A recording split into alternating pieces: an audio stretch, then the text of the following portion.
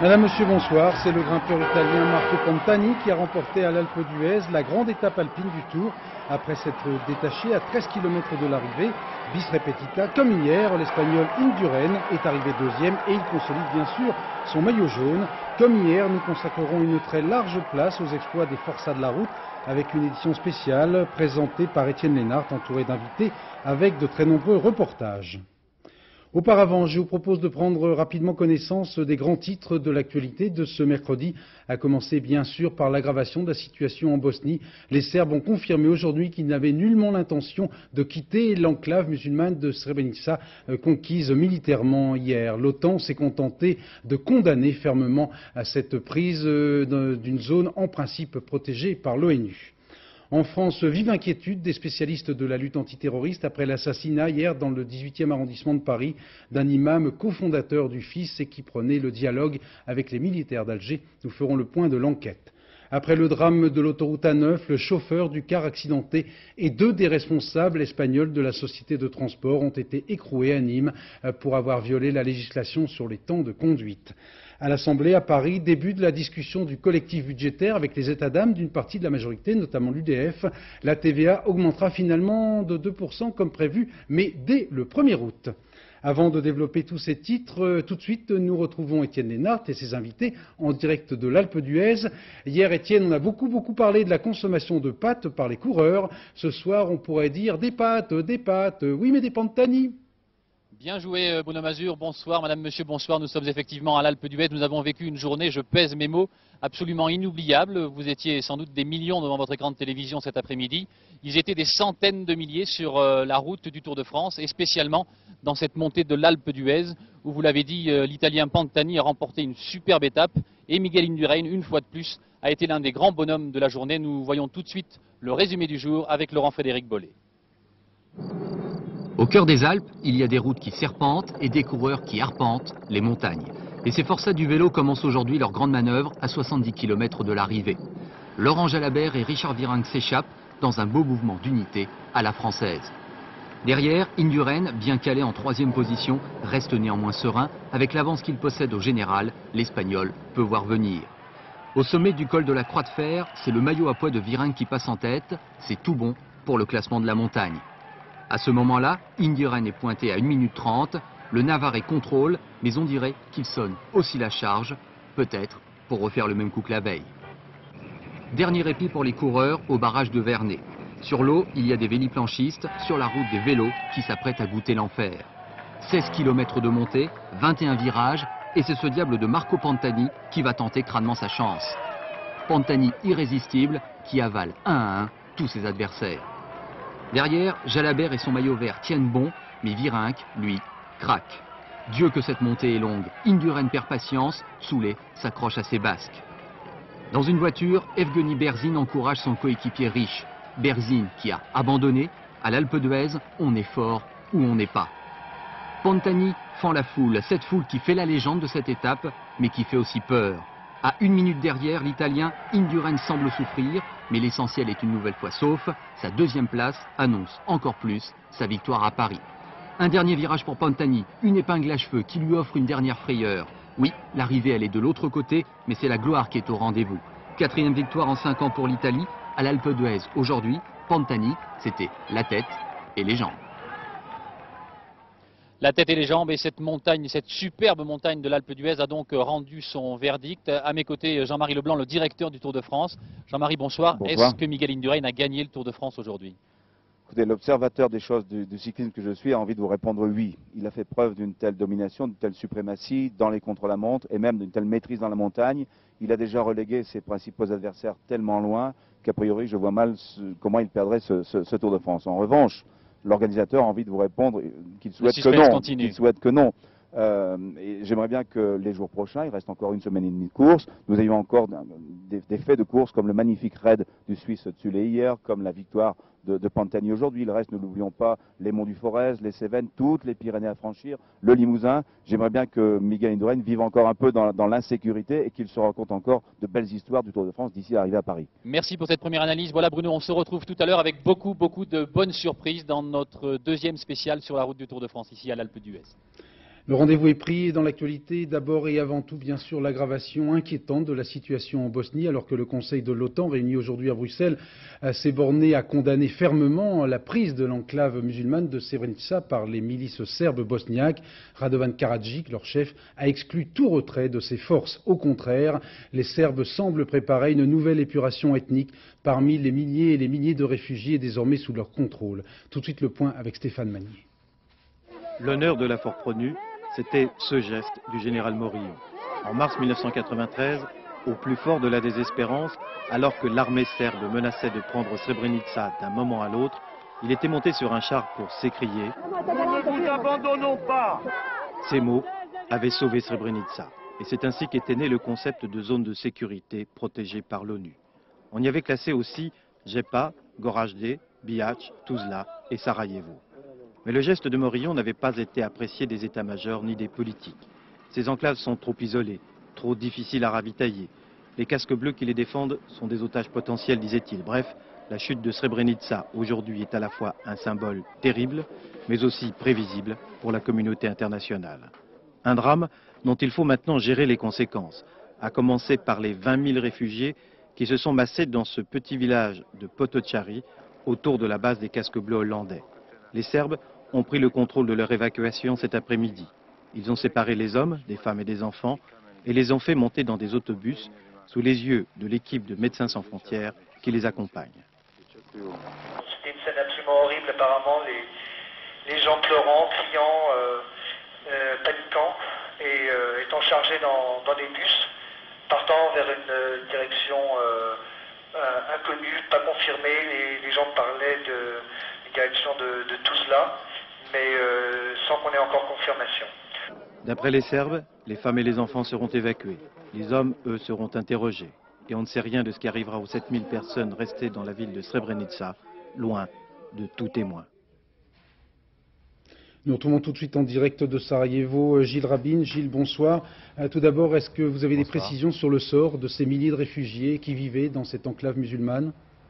Écoutez, la première précision à donner, c'est que ce soir, les Serbes ont autorisé un convoi du HCR, du Haut Commissariat aux réfugiés, à gagner Potocari, là où se trouveraient ce soir 30 000 réfugiés et non plus 20 000. Ce convoi emporte 23 tonnes de vivres, de médicaments, de couvertures, de tentes et de matelas. Quant aux réfugiés qui ont été emmenés par les Serbes après avoir séparé les femmes et les enfants des hommes, nous savons que les hommes ont été conduits à Bratunac, c'est le PC serbe le plus proche de l'enclave de Srebrenica, de l'ancienne enclave de Srebrenica. Les femmes et les enfants ont été emmenés, eux, vers une destination qui reste toujours inconnue ce soir. Je voudrais apporter une toute petite précision à ce que disait Stéphane Magnier. Les Néerlandais de l'ONU ont demandé qu'un casque bleu monte dans chacun des bus et des camions. Le général Mladic, en personne, qui dirigeait cette opération d'évacuation, a refusé. Gilles Rabin, une question toute simple que se posent sans doute beaucoup de nos téléspectateurs. Pourquoi les Bosniaques n'ont-ils pas défendu cette ville ? Mais écoutez, ce n'est pas une surprise, ce n'est pas vraiment une surprise. Ils ne l'ont pas fait parce qu'ils ne le pouvaient pas. Après l'épisode du général Morillon que vient de rappeler Stéphane Magnier, après l'épisode de mars-avril 83, les Bosniaques de Srebrenica avaient accepté d'être démilitarisés. Ils avaient rendu leurs armes. Autrement dit, ils avaient joué le jeu. Et c'est la raison pour laquelle, se plaçant sous la protection de l'ONU avec presque plus d'armes, ils ont ce soir le sentiment très vif d'avoir été trahis par l'ONU à Srebrenica. Merci Gilles Rabin. Dès hier à Strasbourg, Jacques Chirac déclarait que la France était prête à prendre ses responsabilités, y compris sur le plan militaire, pour obliger les Serbes à quitter Srebrenica, à condition bien sûr d'avoir un mandat express des Nations Unies. Nous allons revenir sur les difficultés diplomatiques d'une telle initiative. Sur le plan militaire, même avec la présence sur place de la force de réaction rapide, une telle opération s'avère extrêmement délicate. Reportage de nos envoyés spéciaux Olivier Lerner, Laurent Amida. Une petite poignée de Néerlandais, quelques Anglais et de nombreux Français. Nous sommes ici au cœur même du dispositif d'attaque de la force de réaction rapide à Duvno. Le général Soubirou est aux commandes, mais sa force, pour le moment, agit sous 500 mètres carrés, abrités par des tentes. Des cartes, des photos aériennes, le service de renseignement fonctionne à plein régime. Mais plus haut, dans la montagne, 1500 hommes commencent à trouver le temps long. Ils attendent un jour J, une heure H, un feu vert, pour lever ce camp perdu planté dans les alpages bosniaques. Les légionnaires qui suivent le film des événements autour de Srebrenica commencent à se demander ce qu'ils font encore ici, à l'entraînement. Vous aimeriez déjà être en action? Oui, personnellement, oui. Et vous pensez quoi? Vous pensez que vous allez rester encore longtemps ici ou que ça va démarrer très vite? Ben, on était là, on attend, aucune idée. C'est qu'elle n'est pas tout à fait prête, la force de réaction rapide. Il manque plusieurs milliers d'hommes et quelques dizaines d'hélicoptères. En attendant, les chefs entretiennent comme ils peuvent le moral des troupes. Ils répondent parfaitement à l'entraînement. Là, je pense que vous n'avez pas vu des gens abattus. Ils mangent, ils sont heureux, et ce soir, ils repartent pour un exercice, donc tout va bien. La première frappe de la force aura valeur de test. Srebrenica est loin d'ici, et c'est trop tard. Ce sera donc peut-être Sarajevo et le mont Igman. Encore faut-il que quelqu'un se décide un jour à donner un ordre.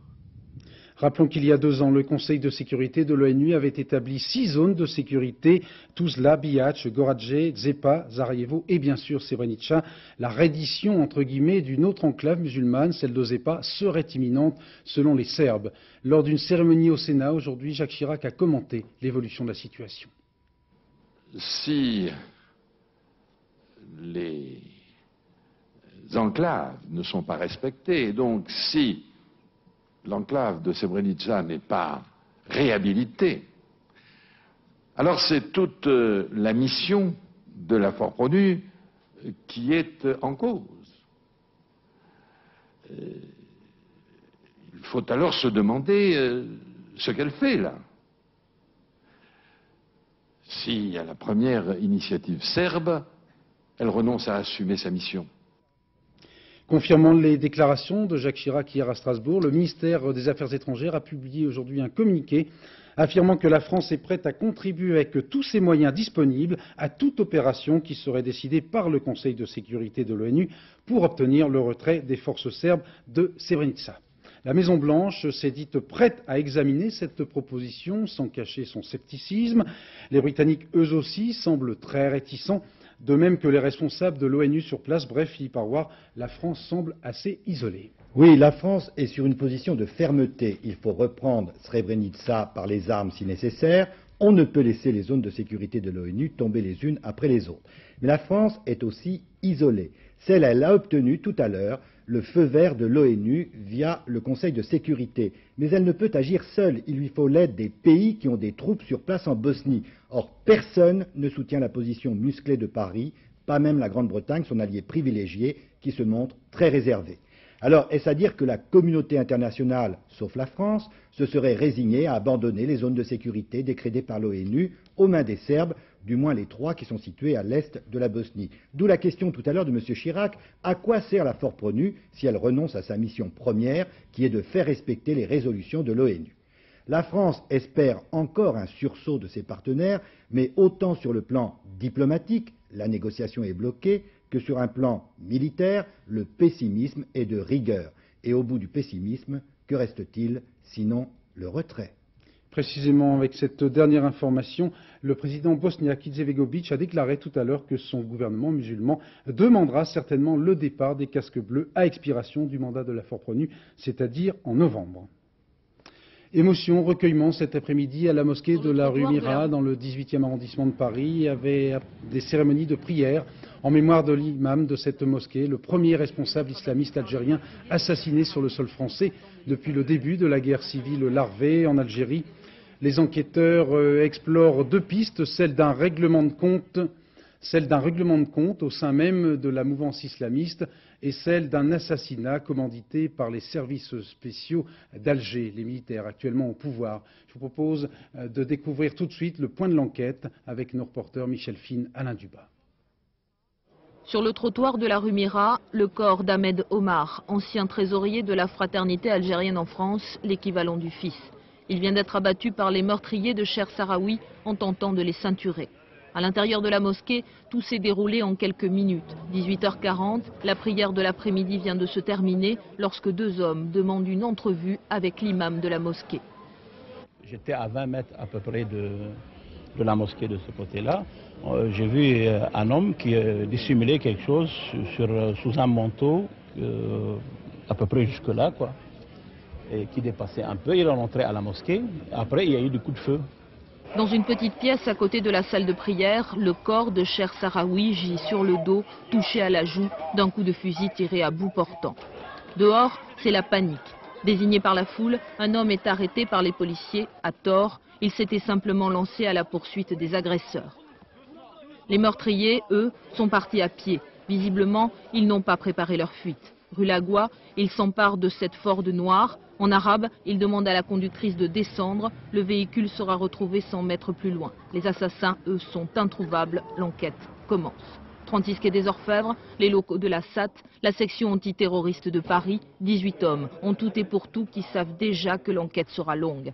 Difficile de dresser un portrait robot des assassins, les témoignages sont contradictoires. Ils décrivent 2 hommes de 30 à 40 ans, de type nord-africain. Ce matin, les policiers ont perquisitionné le domicile de Cher Sahraoui. Ils ont trouvé des carnets à souche prouvant que l'imam cotisait pour financer l'armée islamique du salut. L'imam Sahraoui était l'un des 30 cofondateurs du Front islamique du salut. Cet homme, ce religieux, jouait un rôle modérateur qui lui conférait une grande autorité morale dans la communauté musulmane en France. Valérie Astruc. La caserne de Folembray en août dernier. Le cheikh Sahraoui ne fait pas partie des islamistes assignés à résidence. Il se rend donc là en visiteur. Pourtant, Abdelbaki Sahraoui est membre d'honneur du FIS, mais il ne sera pas inquiété par Charles Pasqua. Il ne l'a pas assigné à résidence parce qu'il était beaucoup moins activiste que les autres, que ceux qui ont été expulsés vers l'Afrique. Il parlait beaucoup moins et ses discours ont toujours fait preuve de modération et d'absence de provocation. Une modération tout de même relative. Abdelbaki Sahraoui officiait depuis 1991 dans une mosquée fréquentée par les islamistes et son entourage entretenait des liens étroits avec le FIS. L'imam Sahraoui faisait même figure de patriarche. C'est lui qui avait lu l'acte de naissance du FIS en 1989. Il fut d'ailleurs longtemps vice-président du mouvement. Mais la prise du pouvoir en Algérie, il la voulait par les urnes et non par les armes. Il a toujours condamné la violence aussi bien de l'État que celle du groupe islamique armé incarné par le GIA. Le GIA, branche la plus dure des islamistes algériens, ne manque d'ailleurs pas de réagir. En mai dernier, le groupe islamique armé fait paraître dans plusieurs journaux arabophones une liste des personnalités menacées, parmi elles le cheikh Sahraoui. Une piste sérieuse pour les enquêteurs qui n'écarte pas non plus la participation des services secrets algériens dans l'assassinat de l'imam Sahraoui. Pour les dirigeants du FIS en exil aux États-Unis, les commanditaires de ce crime sont connus. C'est, je cite, le pouvoir terroriste en place à Alger. Comment réagit-on sur place? Je vous propose d'entendre cette correspondance d'Alger. Je ne connais pas. Vous ne connaissez pas le Cheikh? Non. Non. Non. Abdelbaki Sahraoui qui est membre fondateur du FIS? Non. Un point de vue largement partagé dans la rue aujourd'hui. L'imam Sahraoui, un inconnu, même s'il est l'un des fondateurs du FIS à Alger, son assassinat passe presque inaperçu dans l'opinion publique. Plus politique, en revanche, la réaction du côté des islamistes. Pour le mouvement Ennahda de Cherk Djabala, cet assassinat s'est produit sur le sol français. Le gouvernement porte donc une responsabilité importante. Cherk Djabala demande à ce que la vérité sur les commanditaires soit faite le plus rapidement possible. Membre fondateur du FIS, l'imam Sahraoui était plutôt considéré ici comme une autorité morale, un proche d'Abbassi Madani. À ce titre, il aurait activement participé au dialogue en cours entre le pouvoir algérien et la direction du FIS emprisonné. Son assassinat intervient alors que le pouvoir algérien reconnaît pour la première fois officiellement l'échec de ces négociations. Peut-être un signe, indique-t-on ici prudemment, mais il pourrait aussi s'agir d'un règlement de compte entre groupes islamiques rivaux. Ce que l'on sait maintenant, ce que cet assassinat apporte de nouveau à mon avis, c'est qu'il révèle que la crise que subit l'Algérie avec tant de violence est de portée supranationale. Elle est déjà exportée, à mon avis. Il faut s'attendre à ce que cette exacerbation des luttes entre les groupes armés islamiques se traduise ailleurs qu'en Algérie par des actions de ce type. C'est plutôt vers l'extérieur qu'il faut s'attendre à ce qu'il y ait des résonances dans le futur immédiat. Et c'est peut-être cela, aujourd'hui, le danger, une multiplication des actes terroristes à l'étranger, et particulièrement en France. Dans l'actualité également, les suites du drame de l'autoroute A9, le chauffeur du car accidenté et 2 des responsables de la société espagnole de transport ont été écroués hier soir à Nîmes. Après avoir été mis en examen, il leur est reproché de ne pas avoir respecté la réglementation sur les temps de conduite. Comment réagit-on en Espagne, à Alicante, le siège de la société Montlor? Reportage de nos envoyés spéciaux Frédéric Rota et Emmanuel Beck. Même si l'émotion provoquée par la terrible catastrophe est très forte, la gare routière d'Alicante est en pleine activité. Les départs se font normalement. Sur les quais, pas de psychose, un peu d'inquiétude. C'est un système facile, pratique et commode. surtout quand on ne peut pas accompagner soi-même ses filles en vacances. J'espère qu'elles arriveront bien, qu'elles nous téléphoneront demain matin et qu'elles passeront de bonnes vacances. Au siège de l'entreprise impliquée dans l'accident et qui emploie 14 salariés, on est beaucoup moins optimiste et beaucoup moins bavard. Ces chauffeurs ne veulent pas croire que leurs collègues, aujourd'hui en prison, soient responsables de la catastrophe. 10 jours sans arrêt, on peut démontrer que ce n'est pas possible. Ce qu'ils ont fait, une nuit de route, une nuit d'hôtel, une autre nuit sur la route et ensuite à la maison. Est-ce que vos patrons vous demandaient de rouler beaucoup en général? Comme partout? Un porte-parole de la famille propriétaire de l'entreprise veut confirmer son innocence. Le véhicule, je tiens à le dire, a passé les contrôles techniques il y a très peu de temps. Et il faut savoir que les mouchards étaient bien scellés. Demain matin à 8 h, une trentaine de touristes embarqueront à bord d'un de ces bus, destination Amsterdam. Mais cette fois, c'est une autre compagnie que celle de l'autocar accidenté qui assurera la liaison de 36 heures. Chahuté hier à Strasbourg au Parlement européen pour avoir décidé la reprise des essais nucléaires dans le Pacifique, Jacques Chirac a reprécisé ce matin la position de la France lors du Conseil des ministres, confirmant au passage que sa décision est irrévocable. Sur place, le Rainbow Warrior a remis le cap sur Papeete en laissant derrière lui l'énigme du 5e Zodiac, un petit bateau que recherchent activement les militaires français avec une pointe d'agacement. Pascal Doucet. Ceux-là sont certainement habitués à des barouds, comme ils disent, plus musclés et plus passionnants. Voilà les légionnaires français obligés de battre la campagne à Mururoa à la recherche du Zodiac disparu, même si la campagne là-bas n'a rien d'une jungle inextricable. Vous avez vu la largeur en certains endroits, puisque la largeur du site c'est la route et à droite l'eau, à gauche l'eau, donc peu de possibilités effectivement d'échapper à quelqu'un qui, dans le cadre normal de sa patrouille, sera amené à le rencontrer. Il est vrai qu'à première vue, on a du mal à imaginer un commando, si malin soit-il, se promener sur l'atoll sans être vu. L'hypothèse est quand même prise au sérieux par les autorités françaises. D'abord, l'atoll n'est pas si petit que ça. Cette bande de terre mesure 63 km de long. Un Zodiac peut très bien y avoir accosté de nuit. Mais les militants de Greenpeace n'ont guère d'endroit où se cacher. La seule partie habitable de l'île est occupée par les militaires et les scientifiques français. Les intrus ont aussi pu se réfugier dans les zones interdites de circulation, mais aucun appareil ne les a détectés. Bref, rien n'indique que le commando soit sur l'atoll, hormis les affirmations amusées de Greenpeace. Je vous assure que sur un atoll qui mesure quelques dizaines de kilomètres, qui est en particulier, qui présente à peu près la moitié de sa surface complètement interdite, puisqu'il y a eu des tirs souterrains à peu près tous les 500 mètres, il est évident qu'on ne peut pas mettre des hommes tout le long. Je vous assure qu'il y a énormément d'endroits pour se cacher. Et pour l'instant, le Rainbow Warrior rentre à Papeete, laissant derrière lui un mystère en forme de pied de nez aux militaires français. À Paris, les députés ont adopté cet après-midi par 411 voix contre 74 le projet de réforme de la Constitution qui prévoit notamment l'extension du champ du référendum aux réformes sociales et économiques. La parole est maintenant aux sénateurs. Pour l'heure, les députés se penchent sur le collectif budgétaire. Ils ont déjà adopté le relèvement de 2% de la TVA à compter du 1er août.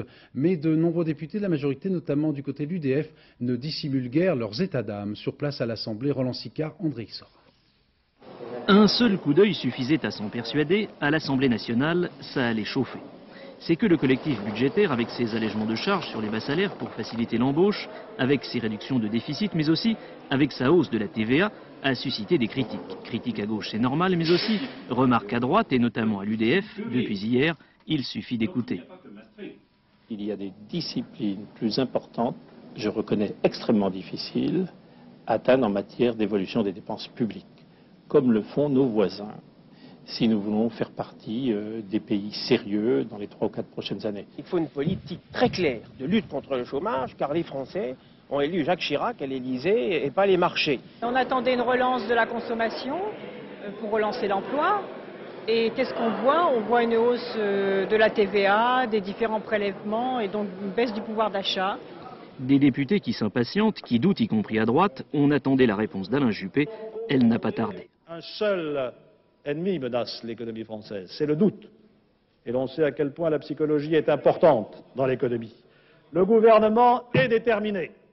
L'opinion reste aujourd'hui pleine d'espérance. Elle attend ce changement, elle envoie les prémices, elle réagit positivement aux premières décisions que nous avons prises. Eh bien, je sais qu'ensemble, vous la majorité et nous le gouvernement, parce que nous sommes profondément solidaires, nous allons répondre à cette attente et à cette espérance. Alain Juppé qui met les choses au point à l'Assemblée, mais qui ne s'en tient pas là. Tout à l'heure, c'est à ses ministres qu'il s'est adressé pour préparer les prochaines réformes. Pour le gouvernement, c'est clair, le travail ne fait que commencer. Vous venez de le voir, Alain Juppé a donc abandonné en fin d'après-midi le banc du gouvernement à l'Assemblée pour réunir ses ministres en un mini-séminaire pour resserrer les boulons dans l'équipe gouvernementale. Sur place, nous retrouvons en direct de Matignon Jean-Michel Carpentier. Oui, Bruno, il s'agit d'une véritable volonté de reprise en main par le Premier ministre qui a connu quelques difficultés ces 2 derniers mois. Il lui fallait d'abord gérer le décalage entre, d'une part, les attentes très fortes suscitées auprès des Français par la campagne présidentielle et d'autre part, la dure réalité économique, notamment un endettement record qui n'a pas permis de distribué aussi vite que prévu. Ensuite, le gouvernement a eu un calendrier compliqué, difficile, à cause des municipales, c'était presque l'élection de trop. Puis les affaires de logement à Paris ont mis Alain Juppé sur la sellette. Et enfin, le gouvernement a peut-être oublié de parler de politique, de donner des perspectives un peu plus réjouissantes aux Français, d'où ce sentiment de flou, de flottement. Alors le Premier ministre a décidé de réagir, il a demandé à ses ministres d'aller sur le terrain pour expliquer la politique du gouvernement, de faire preuve de détermination pour combattre le doute, comme il l'a dit lui-même, et pour éviter de créer des frustrations dans le pays. Une remobilisation qui se situe dans le cadre d'un changement voulu par Jacques Chirac, le président de la République, qui lui non plus n'a pas beaucoup parlé aux Français depuis 2 mois, mais qui va le faire après-demain pour le 14 juillet. Merci. Précisément, Jacques Chirac a décidé d'innover pour son premier 14 juillet. Au lieu de la rituelle interview télévisée, le président tiendra à 13 h un point de presse à l'Élysée, un point de presse retransmis en direct vendredi sur France 2. Les prix sont restés stables au mois de juin en France, ce qui porte l'inflation sur les 12 mois écoulés à 1,6 %. On ne connaît pas encore le prix de vente de la dernière née de la firme Peugeot, la 406 se présentait aujourd'hui et qui remplacera la 405. Elle sera commercialisée à partir du 19 octobre. Le constructeur au Lyon a investi 5,7 milliards de francs dans ce nouveau modèle, dont 2,3 en études et en développement pour mettre au point cette grosse berline à 4 portes de 4,55 m de long. Voilà pour l'essentiel de l'actualité. Faute de temps, vous devrez attendre le tout dernier journal vers minuit 30 pour découvrir ces très belles images de collection de mode automne-hiver pour vous mettre en appétit quelques modèles signés Yves Saint-Laurent. Reportage complet donc dans le tout dernier journal. Changement de look, comme promis, nous retrouvons les forçats de la Grande Boucle réunis autour d'Étienne Lénart en direct de l'Alpe d'Huez. Merci beaucoup Bruno, et donc rebonsoir ici en direct de l'Alpe d'Huez. Nous nous trouvons à 20h25 dans le centre de presse, vous le voyez derrière moi, le centre de presse qui accueille 1000 journalistes sur ce Tour de France, un centre qui est démonté chaque soir. On se retrouve bien évidemment dans l'étape suivante. 400 journalistes travaillent encore à l'heure actuelle pour vous permettre de lire demain dans vos quotidiens favoris le compte-rendu de l'étape d'aujourd'hui, cette terrible étape de montagne. Dans tous les articles de journaux, un seul nom, entre autres, un nom, celui de l'Italien Marco Pantani, c'est l'homme du jour. Vous allez le voir avec une coiffure tout à fait particulière, Jean-Michel Fauveau. Avec son crâne rasé, il ne fait pas son âge, mais Marco Pantani n'a que 25 ans. Grimpeur exceptionnel, il avait besoin d'un grand succès pour remplacer Claudio Capucci dans le cœur des tifosi italiens. Aujourd'hui, la chance a enfin souri à ce jeune homme chauve aux oreilles décollées qui s'est envolé à 13 km de l'arrivée. Pantani revient de loin. L'an dernier, il avait encore des cheveux, il est tombé dans l'étape de Val Thorens. Pourtant, il réussit pour son premier tour à finir 3e à Paris. Cette année, au mois de mai, le coureur de Cesena est renversé par une voiture pendant un entraînement. Résultat, une grave blessure au genou. Courageux, il est revenu dans la course. Depuis le départ de Saint-Brieuc, le numéro 2 de l'équipe Carrera était resté dans l'ombre. Cet après-midi, il est revenu en pleine lumière pour gagner sa première victoire dans la grande boucle. Il rejoint ainsi ses glorieux prédécesseurs, Coppi, Bugno et Conti, dans la légende italienne de l'Alpe d'Huez.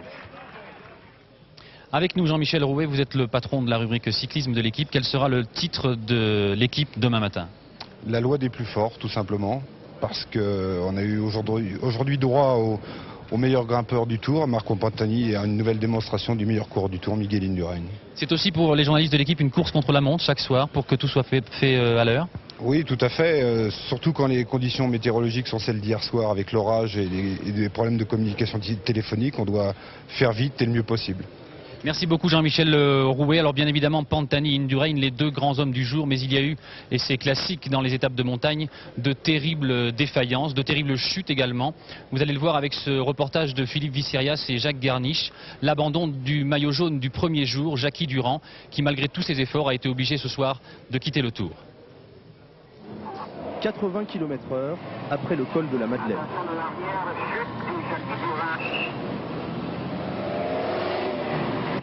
Je sentais pas ce pneu. J'ai raté plusieurs virages. C'est bon, ça va. Non, je le sentais pas. Je sais pas ce qu'il avait. J'ai raté des virages. On va suivre. Doucement. Ça n'a plus pas. Fais gaffe, hein. Jackie Durand, le courage et l'obstination. Il se l'était promis pour oublier son abandon en montagne l'année dernière. Cette fois-ci, il voulait passer les Alpes. Alors il est reparti, seul, blessé, une dizaine de kilomètres derrière les autres.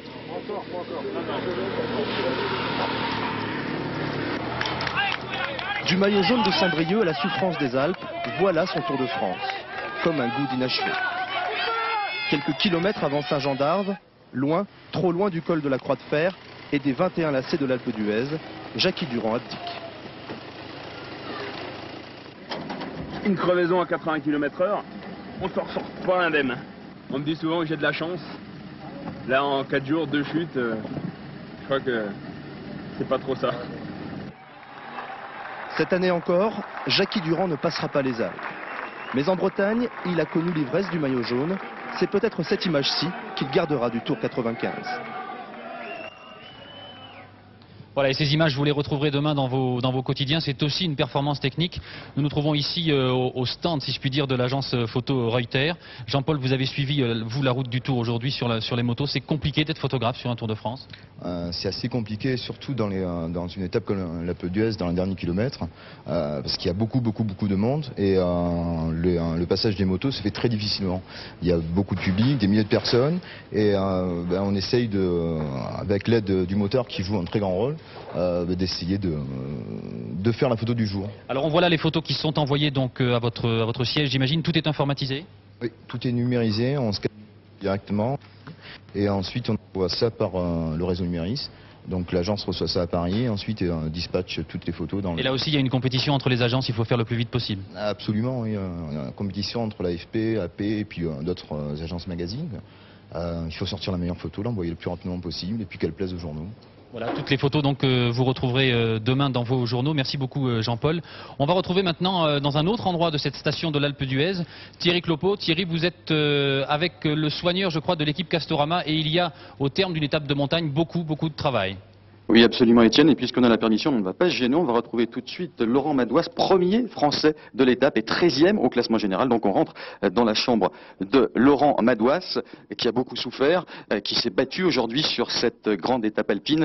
Et puis maintenant, c'est le repos du guerrier et c'est le grand moment de décontraction sur la table de massage avec Laurent. Moment de récupération privilégié, Laurent Madouas, le massage. C'est sûr, c'est un moment très important pour nos coureurs. C'est le moment où on pense à rien, qu'on récupère, qu'on se décontracte et qu'on reprend des forces un petit peu pour la journée de demain. Donc Laurent Madouas, entre les mains expertes du bienfaiteur de cette équipe Castorama, c'est Louis Chalmet, moment privilégié où les coureurs se livrent aussi aux masseurs. Oui, après une étape difficile, ils sont obligés un peu de décompresser et puis ils parlent un peu plus que d'habitude. Ils essayent de récupérer tout en parlant, se confier, tout ce qu'ils ont ressenti en course, les moments de fatigue, l'arrivée difficile, tout. Alors Laurent Madouas, une question que tout le monde se pose quand il fait chaud comme aujourd'hui sur une étape alpine, quand votre cœur bat 160 pulsations minutes, on est dans quel état d'esprit et qu'est-ce qui fait le plus mal en fait? Ce qui fait le plus mal, c'est surtout le mal de jambes, parce qu'on souffre énormément et puis on se dit bon allez, insiste, il faut pas penser à la souffrance, il faut essayer d'aller beaucoup plus loin. Et c'est surtout le mal de jambes qui est le plus important. Voilà, Laurent Madouas, et nous sommes également avec le médecin-chef du Tour de France, vous le connaissez sans doute, c'est Gérard Porte. Gérard, j'imagine une étape de montagne comme ça importante, c'est l'enfer pour les coureurs, mais c'est aussi l'enfer pour les médecins. Oui, surtout pour les coureurs, c'est eux qui ont eu à subir les grosses chaleurs, c'est eux qui ont eu à franchir 2 grandes étapes de montagne excessivement exigeantes, menées très rondement d'ailleurs, et ça justifie finalement le nombre d'abandons ou d'éliminés que l'on a vu sur ces 2 jours. Alors justement, depuis 10-15 ans, les coureurs sont de mieux en mieux préparés, et pourtant il y a autant de blessures, autant d'abandons. Qu'est-ce qui se passe ? Bien, il se passe que le Tour de France est l'épreuve la plus exigeante au monde. Je crois que c'est ce qui en fait sa valeur. Tous les coureurs ont envie d'être au Tour, mais même de grands coureurs sont obligés d'abandonner. On l'a vu aujourd'hui avec Berzin, avec Fondriès. Le Tour est tellement exigeant, il faut être en forme tous les jours, il faut récupérer du jour au lendemain, ce qui fait qu'un organisme qui est déjà un petit peu fatigué ne va pas récupérer suffisamment, et soit les coureurs se retrouvent éliminés, soit ils abandonnent, parce qu'ils ont des petits problèmes musculaires, tendineux, voire d'autres problèmes du style pulmonaire ou digestif. Voilà Étienne, en tout cas Laurent Madoise continue, lui, de se faire mâcher. Il sera sans doute en grande forme demain. Merci Thierry, merci au docteur Porte. On vient de le voir, donc l'effort et le courage des coureurs. Il y a aussi une image qui est à la fois superbe et effrayante, celle de ces dizaines de milliers de personnes qui ouvrent littéralement le passage aux coureurs dans la montée de l'Alpe d'Huez. On les appelle les fondus de l'Alpe. C'est un reportage d'Olivier Sioux et Cécile Remlinger. Dans la montée de l'Alpe d'Huez, cet après-midi, le spectacle était autant sur le bitume que sur les bords de la route. Défilés de chapeaux et de casquettes en tout genre, les tenues des spectateurs n'ont rien à envier à celles des pros. Sur la route du Tour, il y a ceux qui filment le peloton, ou ce qu'il en reste, et ceux qui préfèrent filmer leurs femmes. Madame dans la descente de l'Alpe d'Huez, voilà qui promet de belles projections de films pour les amis à la rentrée. Il y a aussi Sandrine et Laetitia, des fans de vélo pas comme les autres, d'abord parce que ce sont des filles et ce n'est pas si courant dans le monde du cyclisme.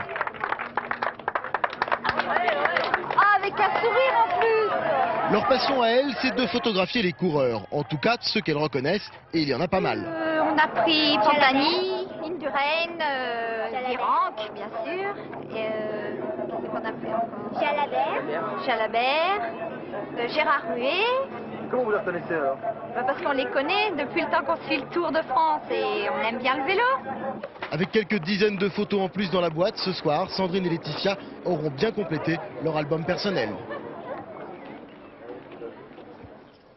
Patrick Chêne, vous êtes au centre de l'Alpe d'Huez, sur la place sur laquelle nous nous trouvions au début du journal. À vos côtés, Laurent Jalabert, on a toujours peur pour les coureurs quand on les voit monter comme ça avec cette foule. Est-ce qu'eux ont cette crainte aussi? Oui, c'est vrai que Laurent Jalabert nous a rejoint. On peut parler aussi de cette ferveur populaire. Laurent, nous on est choqués, on dit toujours pendant le direct avec Bernard Thévenet, ne poussez pas les coureurs, vous risquez de les faire tomber en courant à côté d'eux. Ceux qui courent à côté de vous vous énervent, ceux qui vous encouragent comme ça ne vous énervent pas trop. Bah, des fois ça énerve quand on court à côté parce qu'on a l'impression qu'on est collé. C'est pas trop bon pour le moral, mais je crois que dans l'ensemble, les gens sont pris par la course et c'est surtout les encouragements. Et à un moment, je pense que le public recherche à gêner le coureur. Alors, vous avez vécu une année extraordinaire, des grandes victoires. J'aimerais faire une petite comparaison. Au début des années 50, on disait Louis Bobet, vous vous souvenez? Et puis d'un seul coup, Louis est devenu Louison. Avant, c'était Jalabert. Cette année, vous gagnez des courses et des courses. On ne va pas trop parler vélo, là. Mais vous devenez un autre personnage et on vous appelle Jaja. Ça vous plaît ou ça vous plaît pas, Jaja? Si, ça me plaît. Enfin, ça me déplaît pas. Moi, je pense que c'est une marque de sympathie de la part du public. Bon, c'est un diminutif. Je pense que si les gens m'appellent comme ça, c'est parce qu'ils m'aiment bien. Je crois que moi, je prends pour exemple Poulidor. On l'appelait plutôt Poupou. Et c'est resté encore. On l'appelle toujours Poupou. Donc, Jaja, ça me plaît bien. Alors, vous êtes 6e aujourd'hui. Le maillot vert sur le dos. Tout va très bien. Le podium, on peut y croire pour Paris? Ouais, je suis assez loin du podium pour l'instant, mais bon, je suis toujours là, je récupère bien, il reste encore 10 jours de course, il peut se passer beaucoup de choses. En tout cas, il a une mine superbe, Étienne. Alors vous avez le droit, donc il vous autorise maintenant officiellement à l'appeler Jaja. Donc le public qui était tout à l'heure très excité, un coup très sage, vous pouvez montrer que vous l'aimez Jaja quand même. Tout à l'heure il criait comme tout, et depuis que nous sommes en direct, ils ne disent plus rien. Voilà, ça c'était pour Jaja. Merci beaucoup à Jaja. Tour pour les Français. Merci beaucoup à Jaja d'être resté aussi tard avec nous. Merci à vous Patrick. Et précisément, puisque Laurent Jalabert parlait de Raymond Poulidor, vous allez le voir avec ce reportage de Patrice Romden. Raymond Poulidor garde son exemplaire popularité. Regardez. Des hommes comme lui, le sport français n'en a fourni qu'une poignée. Il y a Platini, Noah, Prost, Hinault, Blanco, Rive peut-être, et Raymond Poulidor. Un de ces sportifs dont la seule apparition déclenche l'hystérie et dont le temps n'altère en rien la popularité. Mais avec Poulidor, il y a un plus, quelque chose d'indéfinissable, où se mêlent gaieté et simplicité, et c'est pour cela que les Français l'aiment. C'est un bon paysan, ça représente bien le Français moyen, toujours présent, toujours là. J'aime bien ces poupous, c'est ça. Tranquille, toi regarde, c'est un petit père tranquille, maintenant il fait son tour, peinard. Moi j'aime bien Poulidor. Et vous n'êtes pas le seul, monsieur. En témoigne l'accueil qui lui est réservé sur les routes du Tour qu'il parcourt désormais à bord de sa poupou mobile. Allez, Poupou, allez. Allez Poupou, voilà 33 ans qu'il entend le même refrain, qu'il soit sur un vélo ou à bord d'une voiture. Son dernier tour sur une selle remonte à 76. Et pourtant, il distribue chaque année 20 000 photos dédicacées en 3 semaines. C'est pour mon grand-père surtout, je suis venu la chercher pour mon grand-père. Je suis content. Je suis content de l'avoir vu. Moi de même, bien sûr. Pourquoi? Pour son image. Une image intacte que Raymond Poulidor lui-même a du mal à s'expliquer. Bon, je n'ai pas jamais gagné le Tour de France, je le méritais peut-être, j'ai eu quelques pépins, quelques malchances qui m'ont peut-être empêché de gagner un ou deux Tours de France. Peut-être qu'ils me le rendent aujourd'hui. Dans la montée de l'Alpe d'Huez, où il reconnaît avoir souffert en fin de carrière et où la poupou mobile se frayait aujourd'hui un passage, Raymond Poulidor, l'homme qui n'a jamais gagné, savoure sa victoire. Voilà donc pour cette popularité de Raymond Poulidor. Je suis maintenant aux côtés des plus jeunes journalistes de ce Tour de France. Emmanuel, tu as quel âge? J'ai 12 ans. Et vous réalisez donc un journal pratiquement tous les jours sur ce Tour de France. Est-ce que c'est facile à faire? C'est pas tellement facile puisque tous les soirs on essaye de créer des articles, de se coucher tard. Et on essaye avec les moyens du bord. On a juste une imprimante, on essaye de créer un journal tous les 3-4 jours à peu près. Alors ce journal, tu l'as dans la main. Je ne sais pas si on va pouvoir le montrer à la caméra. Voilà celle-là, à l'heure du Tour, vous le voyez. C'est un double feuillet, édité donc je crois 2 ou 3 fois par semaine. Qu'est-ce qui t'a le plus impressionné depuis le début de ce Tour de France? Ce qui m'a le plus impressionné, c'était, je pense, le premier jour. Parce que le premier jour, c'était la première fois où vraiment on se retrouvait sur la ligne d'arrivée. Et l'impression de voir les coureurs, c'était vraiment exceptionnel de se rendre compte qu'on est parmi eux, d'être tout près d'eux. Tu as pu parler avec eux? Oui, j'en ai vu quelques-uns, j'ai pris quelques photos et depuis maintenant ça devient presque habituel et c'est vraiment super. D'accord, et donc plus tard tu nous remplaceras ici sur le Tour de France et c'est toi qui présenteras les journaux? J'espère bien, parce que j'adore écrire, j'adore communiquer et puis comme j'aime beaucoup le sport, ça me plaira beaucoup. Merci beaucoup Emmanuel. Je précise que tous ces jeunes journalistes viennent de la région parisienne pour réaliser ce journal. Jean-Marie Leblanc, vous me rejoignez. On voit la relève qu'il y a sur le plan journalistique. On parlait tout à l'heure de Miguel Indurain. On disait que c'était la superstar du moment. Est-ce qu'il n'écrase pas un petit peu trop ce Tour de France quand même? C'est ce qu'on dit depuis plusieurs années, mais d'autres avant lui ont écrasé un peu le cyclisme, ont dominé le cyclisme. On peut parler de Jacques Anquetil, il y a eu Eddy Merckx, il y a eu Bernard Hinault. Mais je crois que leur domination n'a pas été aussi totale dans le Tour de France. Alors à quoi ça tient? Ça tient, je crois, d'abord aux qualités athlétiques de Miguel Indurain. Ça tient aussi à la tournure que prend le cyclisme aujourd'hui, qui est beaucoup plus spécialisé qu'autrefois. Eddy Merckx et Bernard Hinault, par exemple, disputaient des classiques du mois de mars, avril, mai, etc., et même en fin de saison. Miguel Indurain, lui, se concentre exclusivement sur les courses par étapes du mois de mai, de juin et de juillet. Ce qui fait qu'il est, à mon avis, encore plus performant qu'il pourrait l'être. Et puis, un autre facteur sans doute, l'évolution du matériel. Miguel Indurain est un athlète exceptionnel, exceptionnellement doué pour le contre-la-montre, pour les forces solitaires. Je crois que tous les progrès qui ont été apportés à la bicyclette depuis une dizaine d'années ont profité davantage aux rouleurs style Miguel Indurain, puissants, athlétiques, souples, qu'aux petits grimpeurs comme Pantani qu'on a vu aujourd'hui, qui eux n'ont bénéficié de quasiment rien en termes d'amélioration technique. Alors nous sommes pratiquement à la mi-tour, hein, on peut dire ça, oui. Et c'est précisément le point puisque vous êtes plusieurs millions à suivre chaque jour en direct les étapes qui sont retransmises sur France Télévisions, de faire le point avec notre président qui était aujourd'hui sur la course. Je vous propose de l'écouter. Qu'on a raison de faire du Tour de France l'événement sportif populaire majeur en France et en Europe. Parce que le Tour dépasse toujours ce qu'on attend de lui. Il y a toujours des drames, des champions nouveaux que la course elle-même secrète. Or, ce qui m'a beaucoup plu, c'est le prologue en Bretagne, c'est la prise de maillot jaune par 2 Français, Durand, puis Jalabert, et puis en même temps la prise de possession du Tour par l'Espagnol Indurain, qui l'a montré il y a quelques jours, hier et encore aujourd'hui en revenant très fort. Au moment de la victoire, de l'envolée de l'Italien qui a gagné l'étape. Et puis ce sont des courses magnifiques, comme on en verra, je pense aussi dans les Pyrénées. C'est une course qui d'un bout à l'autre secrète le suspense, l'attention et la passion des téléspectateurs et de ceux qui sont là. Et ça permet aussi à France Télévisions de ressentir presque physiquement que nous avons des relations privilégiées avec les Français, le téléspectateur ou celui que l'on rencontre sur la route, des relations privilégiées, je dirais presque affectueuses. Et ça, c'est extrêmement sensible et en même temps réconfortant. Jean-Marie Leblanc, on entendait Jean-Pierre Elkabbach dire que c'était une épreuve fantastiquement populaire. Est-ce que vous imaginez le Tour de France dans 10 ans? Est-ce qu'il faudra être encore plus spectaculaire, trouver des innovations? Des innovations, il y en aura dans tous les domaines. Il y en a eu dans la bicyclette, nous venons d'en parler. Il y en aura probablement dans les communications. Vous savez qu'actuellement, les suiveurs du Tour n'ont d'informations que par la radio. Eh bien, viendra sans doute le jour où ils les auront, ces informations, par la télévision. J'imagine qu'un jour, avant l'an 2000 ou même après, les voitures suiveuses pourront vivre de A à Z sur leur petit écran ce qui se passe sur la course. Il y aura d'autres améliorations. En tout cas, nous devons tendre constamment vers, sinon la perfection, en tout cas vers le haut niveau, vers le standing, car nous avons avec nous des coureurs véritablement de haut niveau à qui nous devons offrir les conditions d'expression, de travail, de récupération les meilleures possibles. Merci beaucoup Jean-Marie Leblanc de nous avoir accueillis ici dans le centre de presse de l'Alpe d'Huez. Voilà, je vais vous rendre l'antenne Bruno, tout en précisant bien évidemment que demain le Tour de France arrive à Saint-Étienne et que la semaine prochaine nous renouvellerons l'opération et c'est vous cette fois qui serez en direct dans les étapes des Pyrénées mon cher Bruno. Bonsoir et merci. Merci, bonne fête au Olivier. Vers minuit 30, dernier journal présenté par Philippe Lefebvre qui reviendra bien évidemment sur la chute de Srebrenica, cette enclave musulmane en principe protégée par l'ONU qui est tombée hier, vous le savez, aux mains des miliciens serbes. Nous venons de recevoir les premières images de cette région, des images tournées par la télévision allemande ARD du poste de Potocari tenu par la FORPONU. Vous allez le voir, des milliers de femmes et d'enfants réfugiés dans un dénuement extrême, dans une situation assez critique qui s'apprête à être évacuée. Vous le constatez sur ces images, on ne voit pas d'hommes qui ont été, semble-t-il, séparés et qui devraient être interrogés, entre guillemets, par les miliciens serbes.